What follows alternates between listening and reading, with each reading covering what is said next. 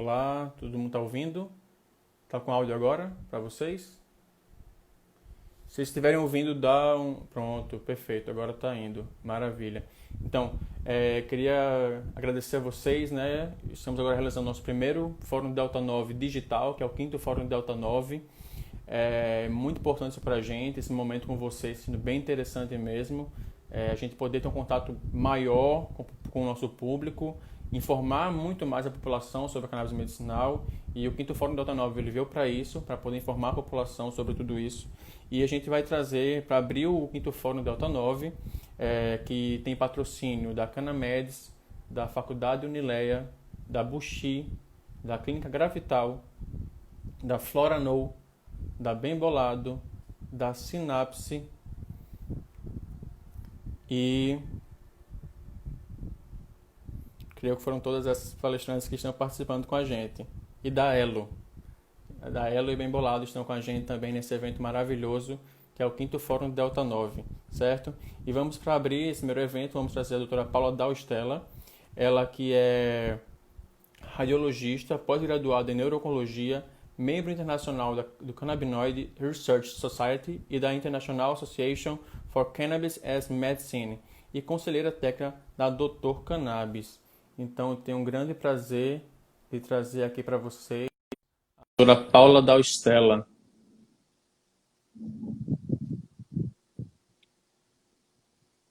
Guardando aqui entrar um pouquinho.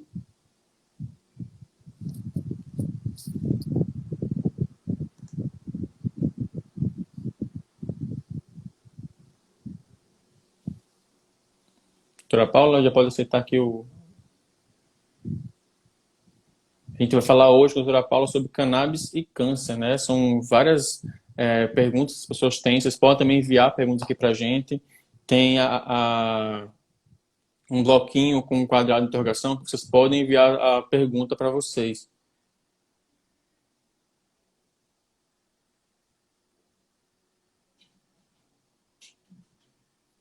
Eu estou aqui tentando convidar a doutora Paula, mas está com um problema, eu acho. Opa, pronto. Deu certo. Olá, Olá, doutora Paula, tudo bom? tudo bom? Estão me ouvindo bem? Tá muito bem por aqui, tudo certo. O áudio está ótimo. Ótimo. Seja muito bem-vinda, né? Abrindo o nosso quinto Fórum Delta 9, nossa primeira versão digital. É muito interessante ter médicos profissionais que estejam atualizados com a cannabis e poder passar isso para a população, né? De forma Sim, séria, científica e sem achismos. Eu acho que é de extrema importância no momento que estamos vivendo, isso né? mesmo, Felipe. Muito obrigada pelo convite. É uma honra para mim estar aqui, abrir o evento. Tão especial isso que vocês estão fazendo, né? Como você falou, levar informação de qualidade para as pessoas. Isso é fundamental. Parabéns pela iniciativa, já é o segundo ano, né? É o quinto evento. É o quinto evento? Ah, É tá o quinto bom. evento. É o Que primeiro legal, que digital. legal. Que legal, parabéns. E hoje a gente vai falar um pouquinho mais, né, sobre o tratamento da cannabis, o câncer. Muitas pessoas ainda não acreditavam, né, que a cannabis podia sim tratar o câncer, achavam que era só quimioterapia, se ela realmente tratava o câncer. Todas essas questões, né, são muito nebulosas para a população e acho que para muitos profissionais também, né? Uhum, Então, uhum. eu queria primeiro assim que você falasse um pouco de você, até para todo mundo conhecer mais, né? Eu fiz uma breve introdução, mas queria que você falasse um pouquinho mais do seu trabalho. Tá bom, muito obrigada. Então, bom, eu comecei a estudar cannabis medicinal e propriamente para o câncer através de uma experiência pessoal que eu tive com um paciente neuro-oncológico. E através desse paciente é que eu pude, de fato, entender os benefícios e o impacto durante o tratamento oncológico do benefício dos canabinoides, né? O impacto terapêutico quando a gente utiliza os canabinoides junto do tratamento convencional. Aquilo chamou muito a atenção. Eu observei assim situações em que sem a cannabis, por exemplo, o paciente ficava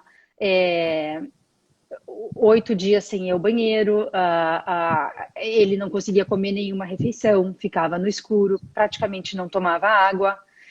E com a introdução dos canabinoides, esse paciente passa então a fazer 3 refeições ao dia, ele já passa, porque ele não precisa tomar os medicamentos anti-náuseas e anti-vômitos, ele acaba conseguindo ir ao banheiro, tomando água, enfim, a qualidade de vida daquele paciente era muito superior a quando ele não usava a cannabis como tratamento. Aquilo chamou minha atenção, isso era entre 2013 e 2014, e eu fui em busca, então, do que estava acontecendo no mundo, né, que se relacionava à terapia com canabinoides.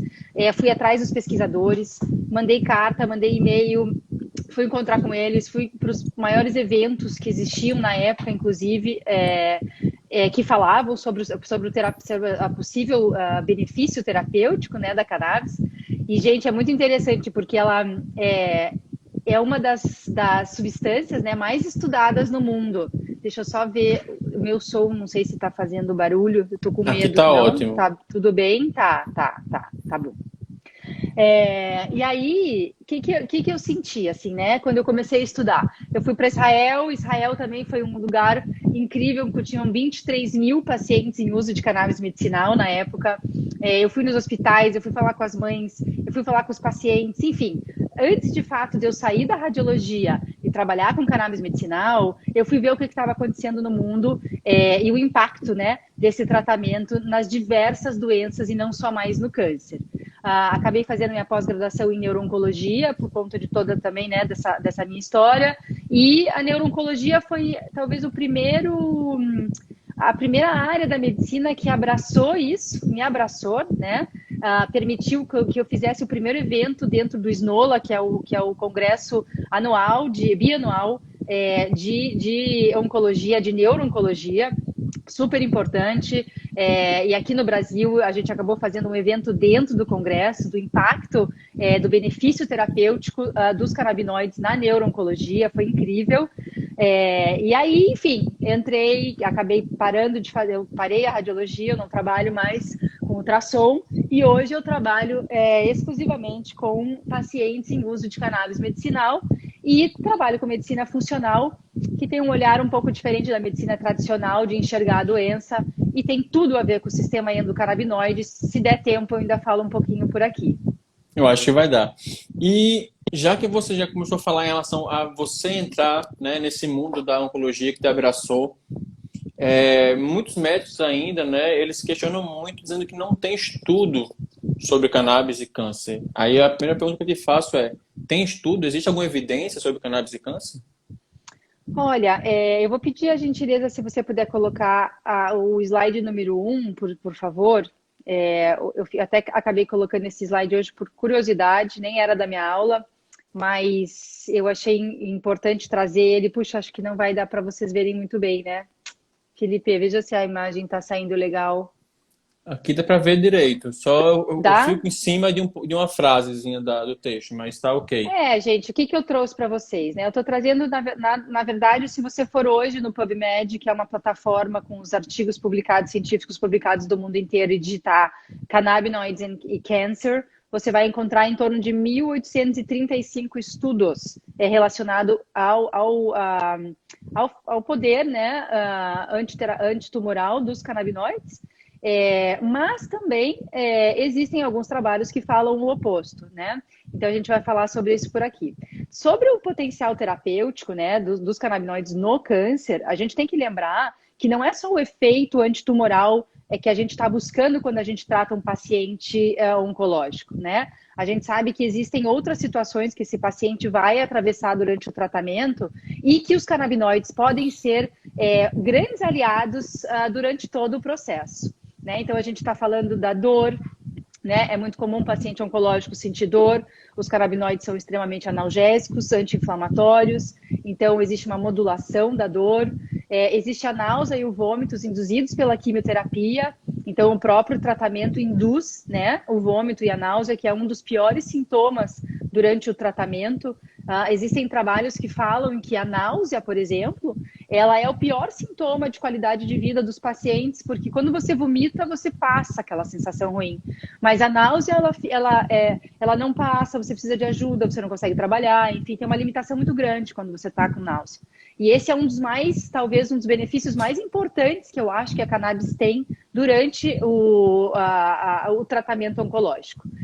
A gente pode falar em proteção à neuropatia periférica, né? Dependendo do paciente, a gente sabe que pacientes que já são inflamados, pacientes diabéticos, pacientes obesos têm mais chance de desenvolver uma sintomatologia, uma doença na planta dos pés e das mãos, que às vezes, inclusive, impede o paciente de continuar o tratamento, porque chega, além de ser desconfortável, muitas vezes é doloroso.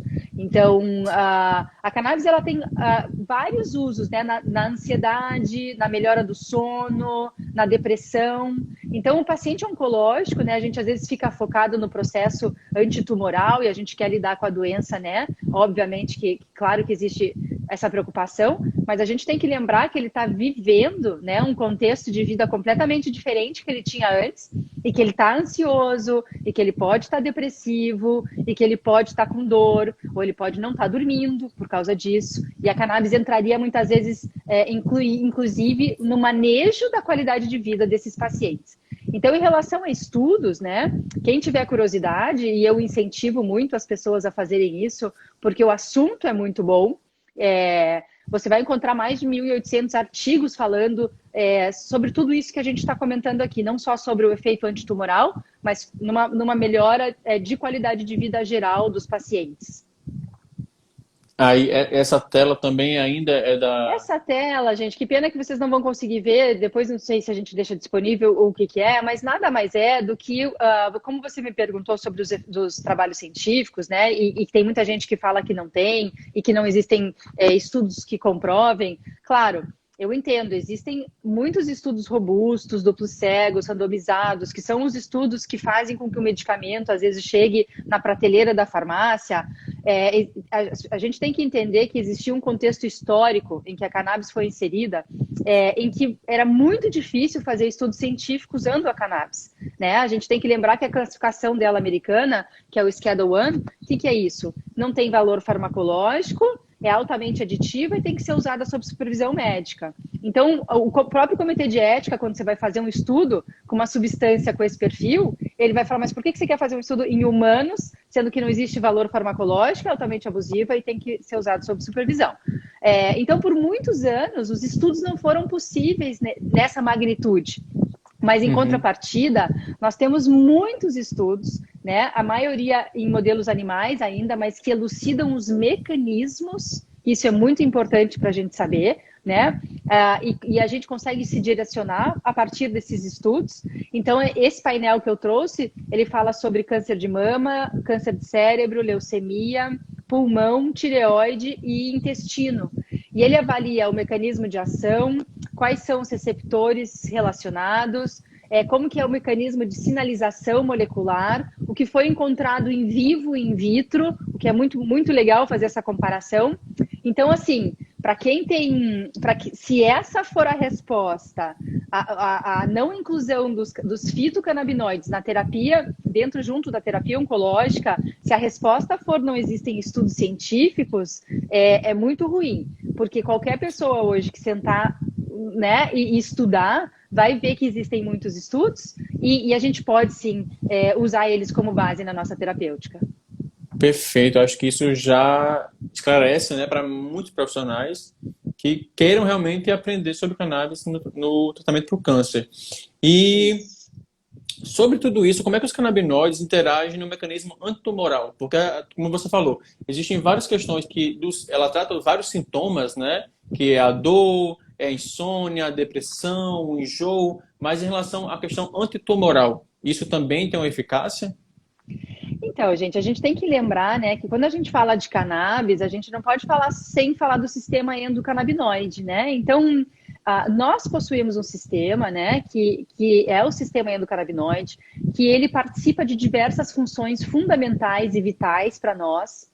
E uma dessas funções também se relaciona a uma função antitumoral, né? O nosso próprio sistema produz uma substância chamada anandamida, por exemplo, que tem uma atividade antitumoral muito semelhante ao tetraidrocannabinol, THC. né? Na verdade, é a nossa substância endógena que mimetiza o fitocannabinoide, o THC.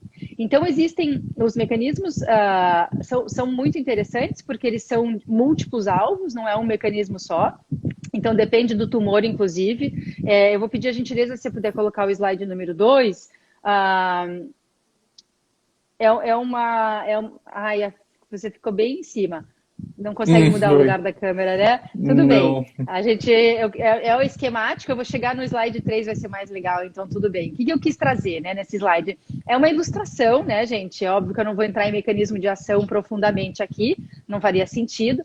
Mas o que significa, né? Quando o fitocannabinoide, ele acopla no receptor de uma célula tumoral, é completamente diferente dele estar atuando numa célula saudável. Então, a primeira coisa que a gente tem que saber é que se é seguro você utilizar uma substância quando você tem câncer, por exemplo, que você já está imunodeprimido, você já tem uma condição inflamatória acontecendo e você, né, tem um tratamento muitas vezes agressivo, qual seria o impacto, né, de você colocar mais um segundo medicamento no meio aí desse jogo?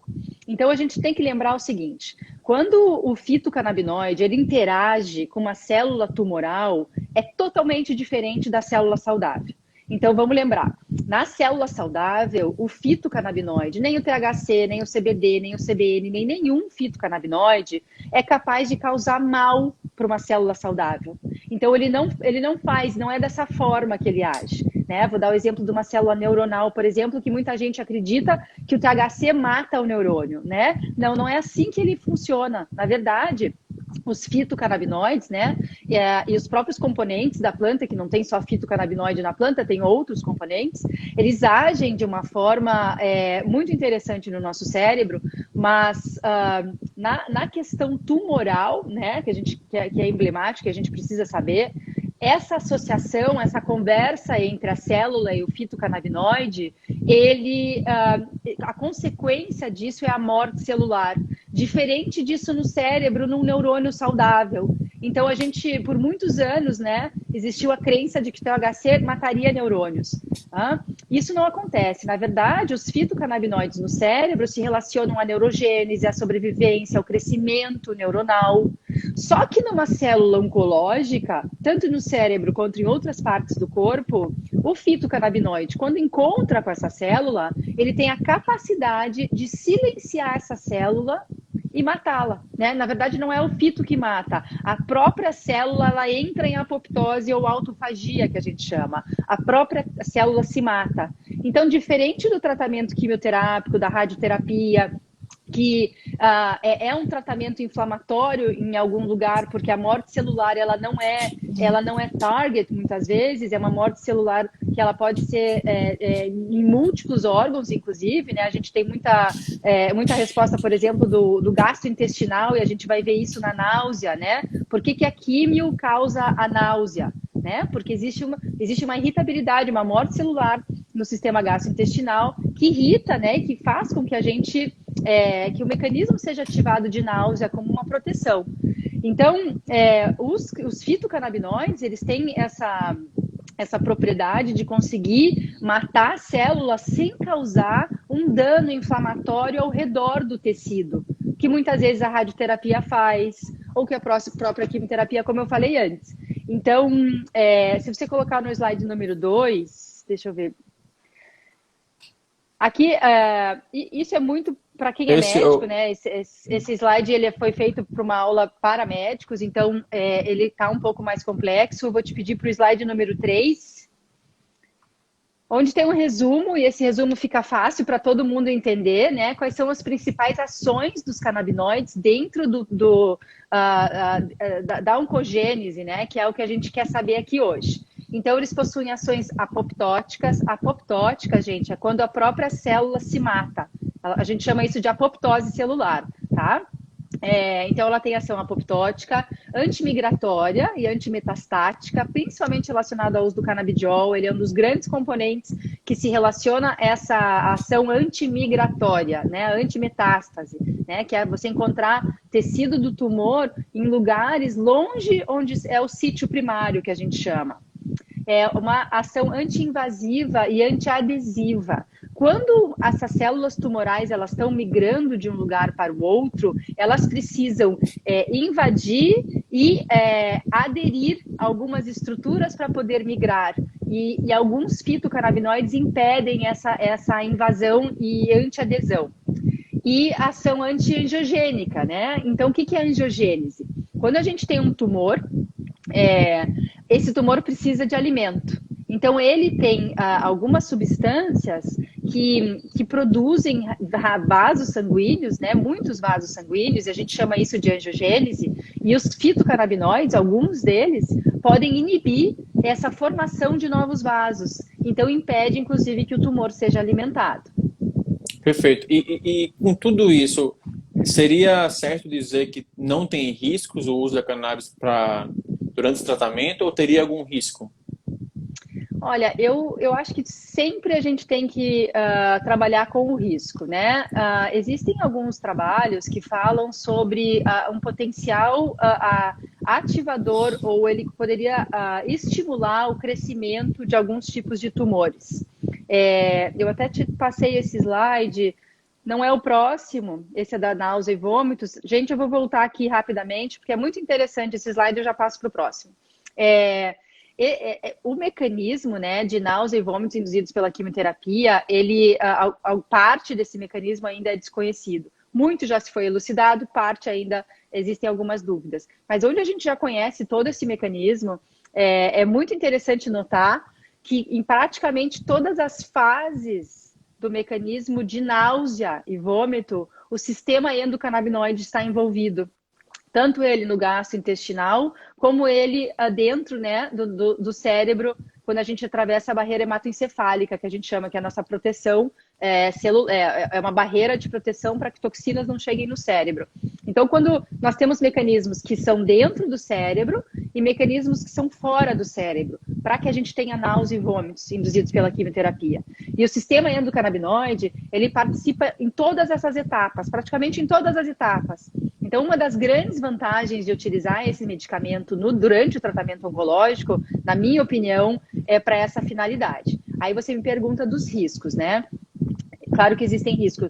Todos os medicamentos existem riscos, todos os medicamentos têm efeitos colaterais, né? Existem as interações medicamentosas, mas o que a gente sabe? A gente tem um pouco na literatura e o que a gente sabe da prática, né? A gente tem alguns autores que sugerem que alguns canabinoides aceleraram alguns tipos de tumores, mas a grande maioria da produção de conteúdo hoje que existe em relação ao potencial terapêutico antitumoral dos canabinoides fala o contrário, tá? Então, assim, claro que a gente tem que respeitar os estudos, eles existem, é importante. A gente não sabe muito do que acontece muitas vezes com os pacientes por causa do tipo de cannabis também, né? Então, uma das situações mais comuns que a gente encontra é um paciente, por exemplo, eu já volto nos riscos, vou só fazer um adendo. Dos pacientes, eu curei o câncer usando cannabis dessa forma ou tal. Gente, a gente tem que entender assim, né, que a cannabis ela não é só o THC e o CBD. E ela tem outros componentes dentro dela, inclusive a forma de fazer o medicamento pode ser um risco, né? Porque se você faz um medicamento com um solvente que não é adequado, ou você tem naquela terra contaminantes, ou você não sabe o que você está usando, né, isso pode ser um risco muito grave, né? Então eu vejo assim, muitos pacientes chegam para mim, já foram na internet, eles já viram que existe uma posologia padrão, e eles querem chegar em 60 gramas, em 90 gramas, em não sei quantos dias. E isso, eu acho que é um risco. Assim, isso é uma coisa que eu não gosto de fazer, principalmente aqui no Brasil, que a gente não sabe o que tem dentro dos extratos muitas vezes. Então, existe o risco de você ter um extrato ou um óleo que ele não é bom, porque ele está contaminado com impurezas e substâncias tóxicas. Existe o risco individual de cada paciente, porque a gente tem que lembrar que a gente metaboliza as drogas de forma... cada um é de um jeito, nós temos diferenças genéticas, né? E que essas diferenças genéticas, elas também fazem com que a gente metabolize diferente alguns fitocannabinoides. Então, isso também pode acontecer. Mas eu diria assim que dentro de todos os riscos, perto de todas as medicações em que a gente tem acesso e faz uso durante o tratamento oncológico, eu diria que a cannabis ela é um risco baixíssimo. Né? Ela não é uma droga depressiva, ela não causa parada cardiorrespiratória, o que seria uma das consequências talvez mais graves associadas aos outros medicamentos. Tem que lembrar que o paciente oncológico está tomando muita medicação, né? Às vezes ele toma antidepressivo, às vezes ele está tomando medicações para dor, que são medicações fortes, e que quando você associa todos esses medicamentos, né? A gente tem uma situação chamada interação medicamentosa que também deve ser levada em conta. Então, é por isso que o médico muitas vezes se faz necessário, porque os horários, as dosagens, o medicamento, né, dentro do universo oncológico, ele precisa ser visto e revisto várias vezes.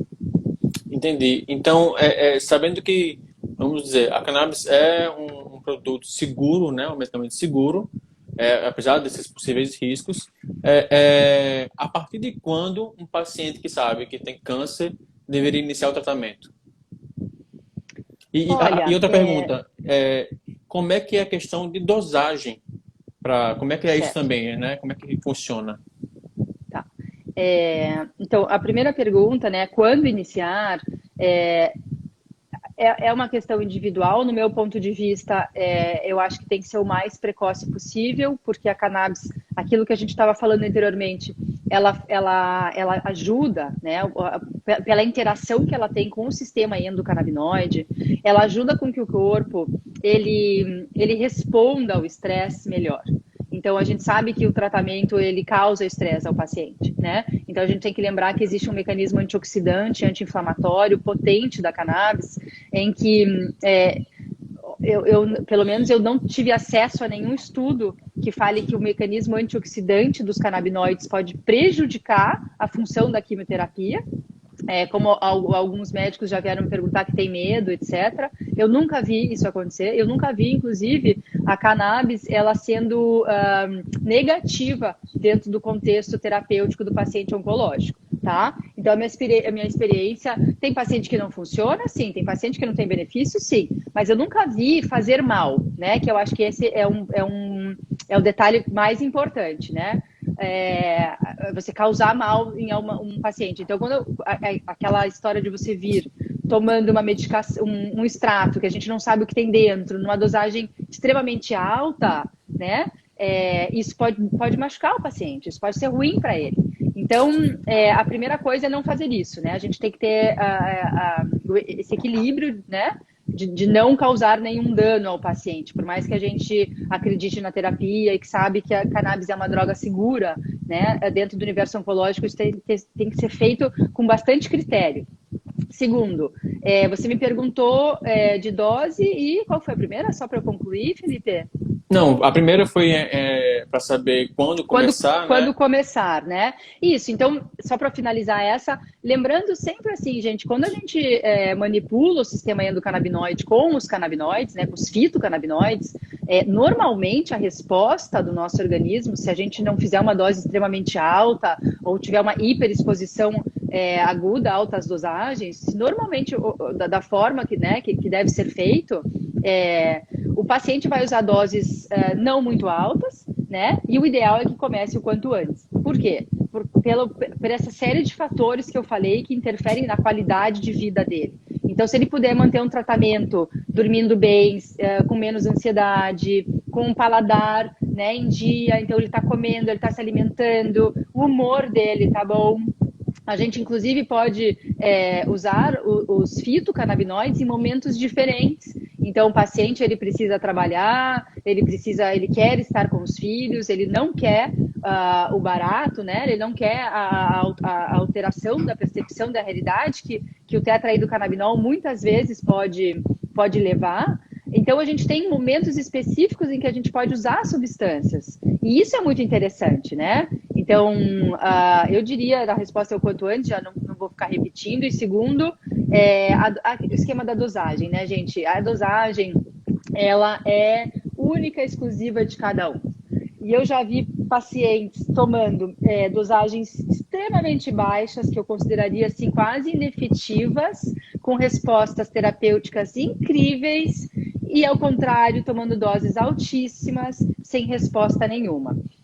Eu vou chamar atenção, assim, nós seres humanos, né? Nem todas as cannabis são iguais e nós também não somos iguais. Então, a primeira coisa que a gente tem que entender é que não é porque uma pessoa usou de um jeito, vai funcionar para todo mundo. Por isso que existem os trabalhos e os estudos científicos, né? Para dizer exatamente quanto por cento daquelas pessoas que não funcionam e das que funcionaram, o que funcionou, o que não funcionou, tá? Então, isso assim, quando vocês lerem qualquer relato de caso na internet, ou um paciente que está contando uma história, a gente tem que ter esse filtro, né?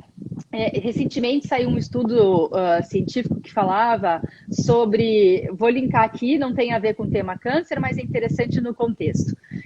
Falava do Covid e que o canabidiol poderia ter um efeito de regular os genes da enzima convertora de angiotensina, cujo o coronavírus usa essa enzima para infectar nossas células.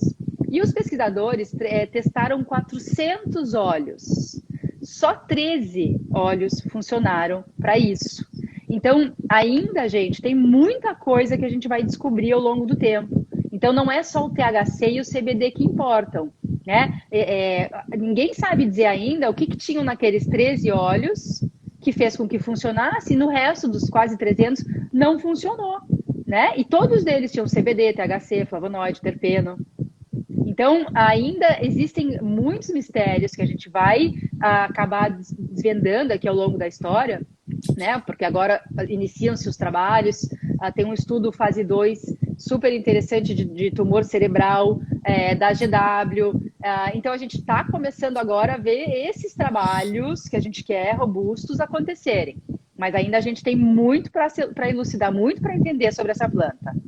Que ótimo, é muita coisa mesmo. E já puxando o que você falou agora desses casos, você teria algum relato de caso que poderia apresentar para a gente? Eu tenho um relato de caso, eu até mandei para você, se você puder colocar no próximo slide. Foi o primeiro relato de caso publicado na literatura de pacientes com tumores cerebrais, pacientes jovens, e eu fiz um relato de caso, eu e a equipe de neuro-oncologia do Hospital Sírio-Libanês. A gente publicou na Frontiers o ano passado, foi super, uma felicidade sem fim. E a gente conta a história, então, de 2 pacientes que fizeram, junto ao tratamento convencional, na primeira fase do tratamento, que era radioquimioterapia concomitante, a gente entrou com altas doses de canabidiol. E aí, altas, olha só, né? Eu até não é correto eu falar alta. A gente entrou com a dose tolerada por eles, pelos 2 pacientes. Um paciente tolerou a dose de 450 miligramas dia. E o outro paciente chegou a uma dose de 200 miligramas dia. Tá? Então, olha a diferença entre os dois. O paciente que usou a menor dose acabou tendo um desenrolar melhor do que o paciente que usou uma dose maior. Então, muitas vezes a gente fica achando que a dose, quanto mais dose, a nossa diferença, né, unitária de cada um, ela é muito importante, a gente não pode desconsiderar isso.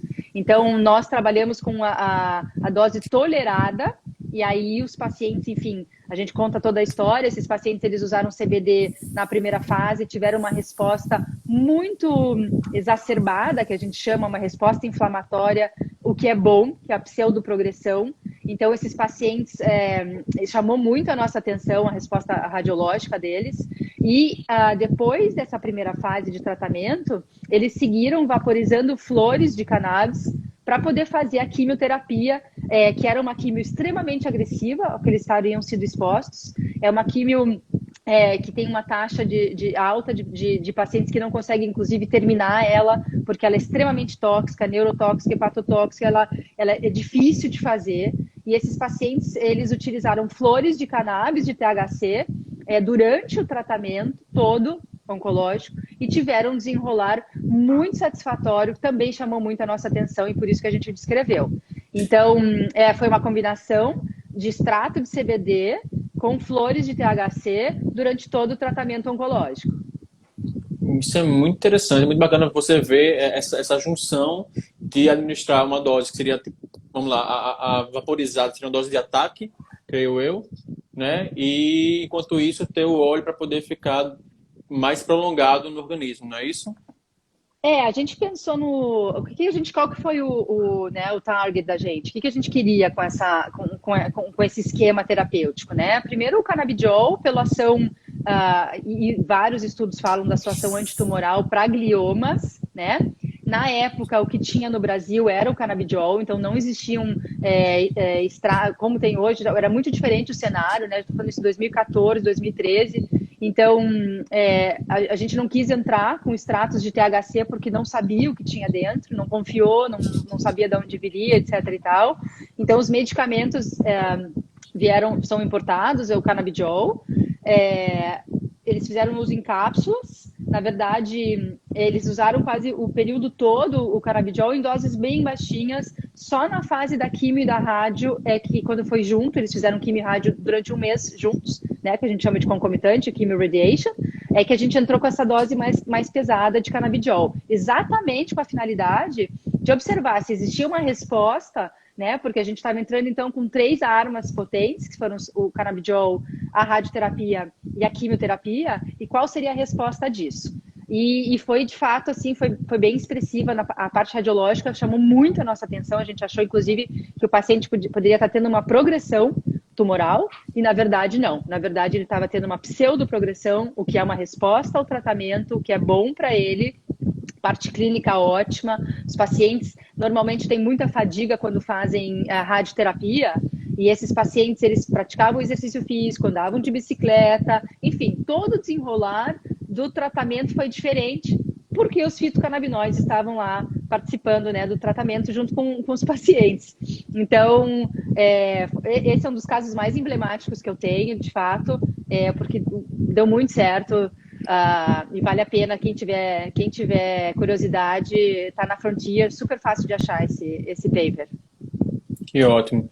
Esse aqui que você me enviou é o mesmo estudo ou é outro? Na verdade, é a continuação, mas é que eu acabei, o ano passado eu fui dar uma aula e eu peguei o material da ASCO. Infelizmente eu não pude ir na ASCO ano passado. A ASCO é o maior congresso oncológico, né, de câncer do mundo, anual.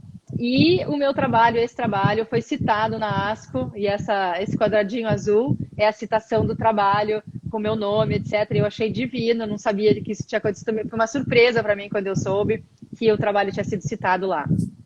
Que ótimo. E assim, você falou uma riqueza, né, sobre a cannabis e de como aplicar ela no câncer, né?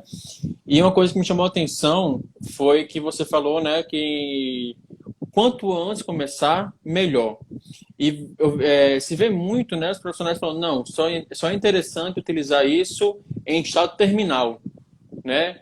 Pelo famoso uso compassivo. Depois que você testou de tudo, que você vai colocar a cannabis no tratamento do paciente. Como seria a forma ideal de chegar em instituições de câncer, né? Aqui, por exemplo, aqui em Natal tem a Liga contra o Câncer, tem várias instituições que trabalham com isso. E como é que a gente vai poder chegar nesses profissionais e nos pacientes para fazer com que eles iniciem o quanto antes o tratamento com a cannabis?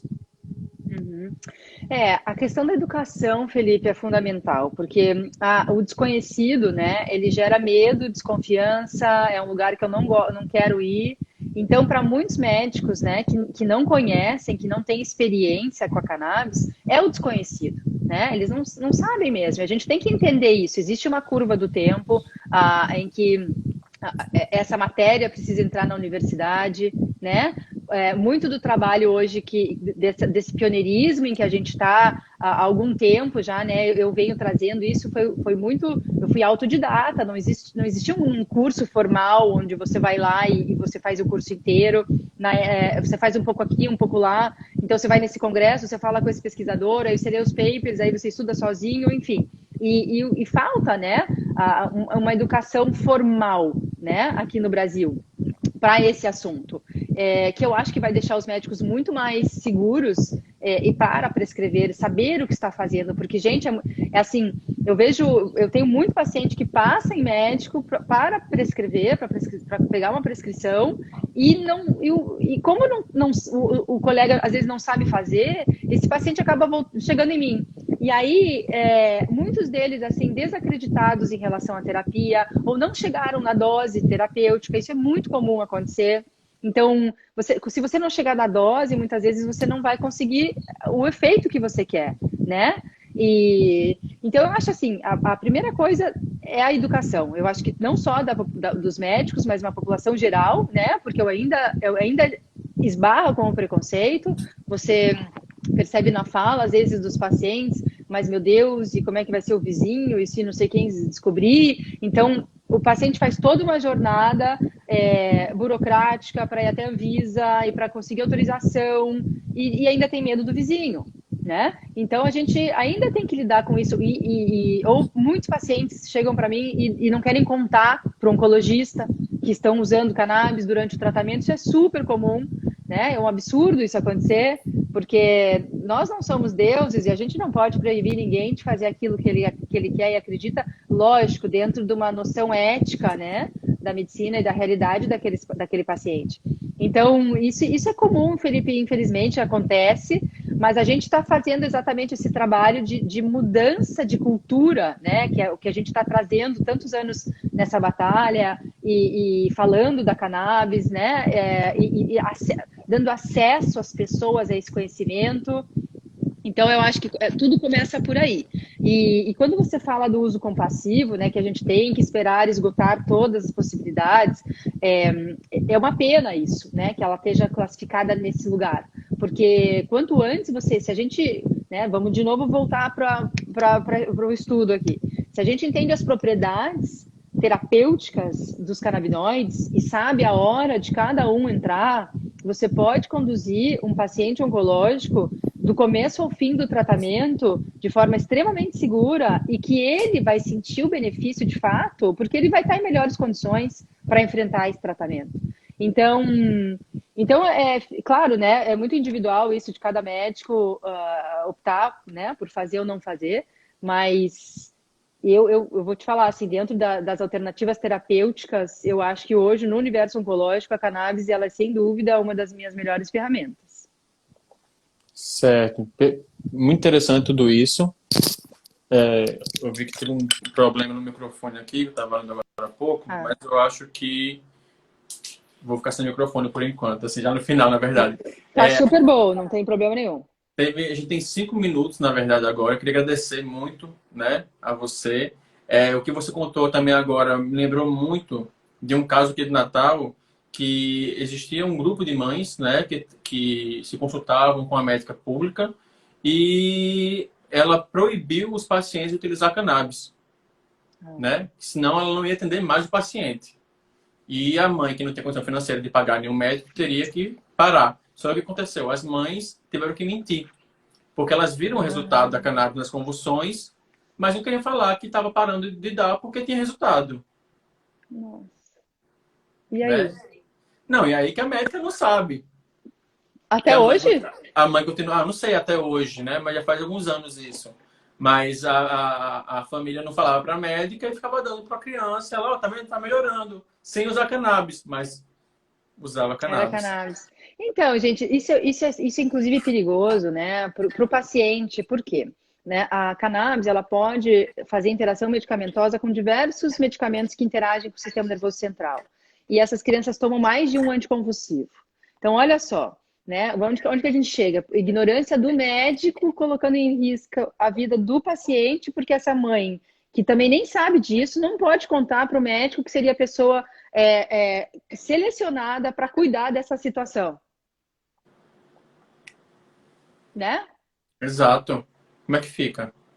Que pena isso que ainda acontece. É uma pena. É uma pena. Mas aí a gente tem que informar os profissionais.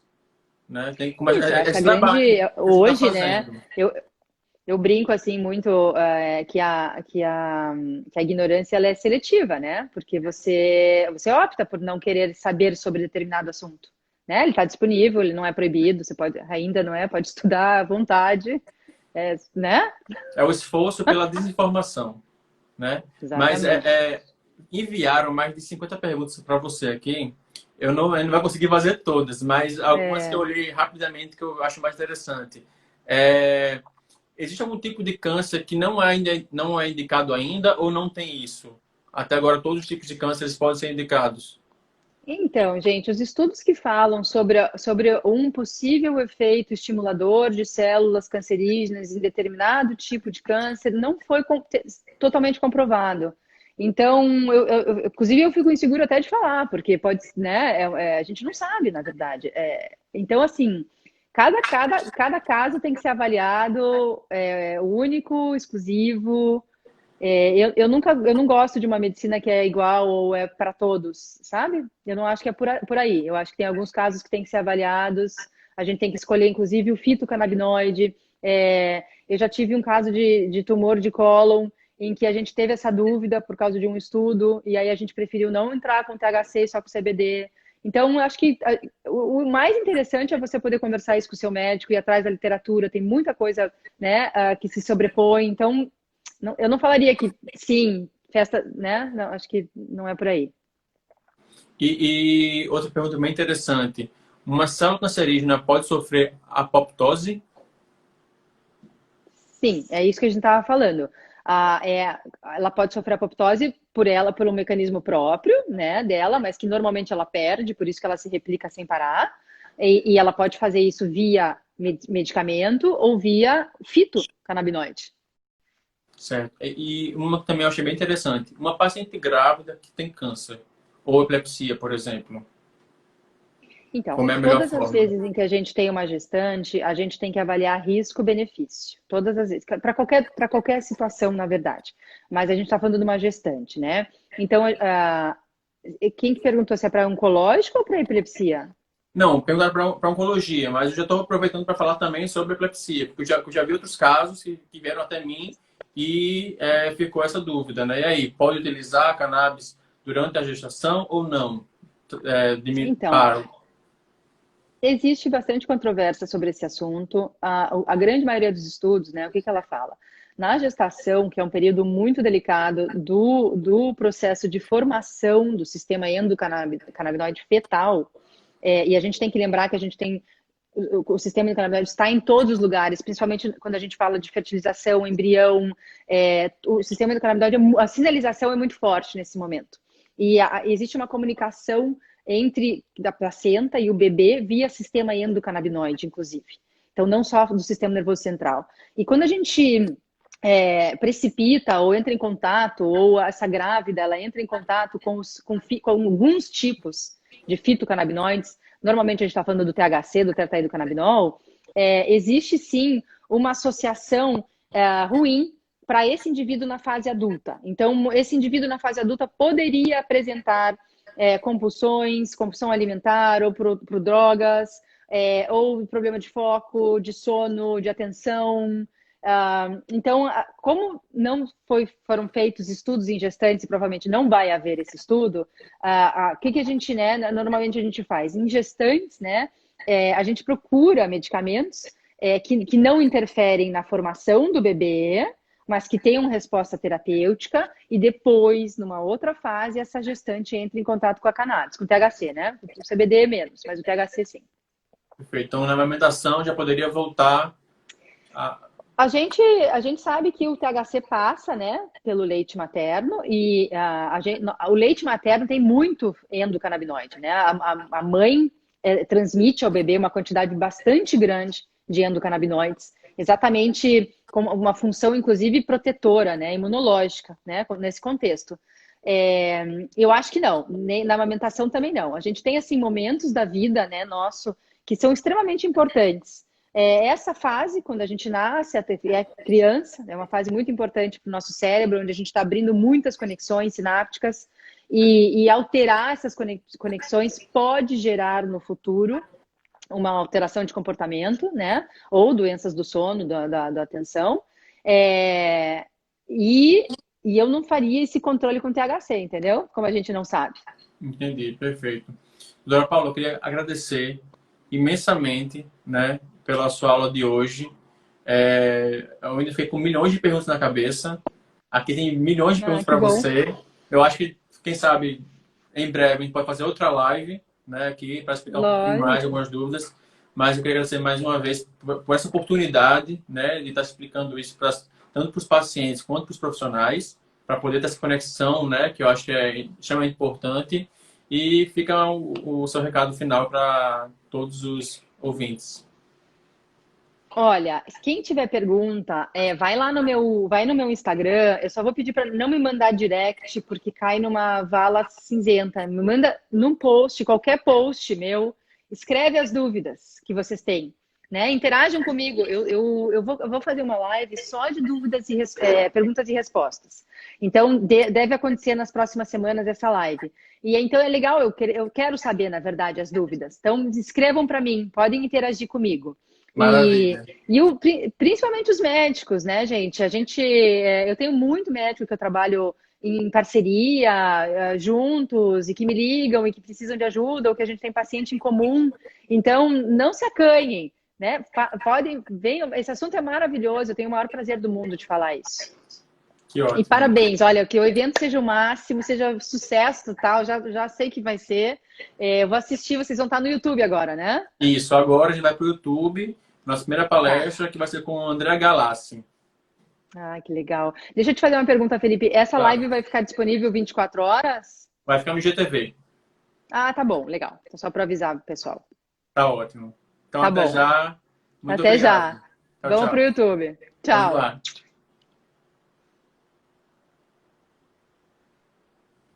E é isso, pessoal. Foi uma ótima live agora com a doutora Paula. E vão agora para o nosso YouTube, youtube.com/Delta9Cannabis, certo? Já tem também um link na nossa bio. Já pode ir para lá, tem um link direto para a live de agora com o doutor André Galassi. Em sequência, Data Ribeiro e, por fim, Marcelo de Vita. Tá? A gente espera lá. Mais uma vez, muito obrigado. E a gente se encontra daqui a pouco.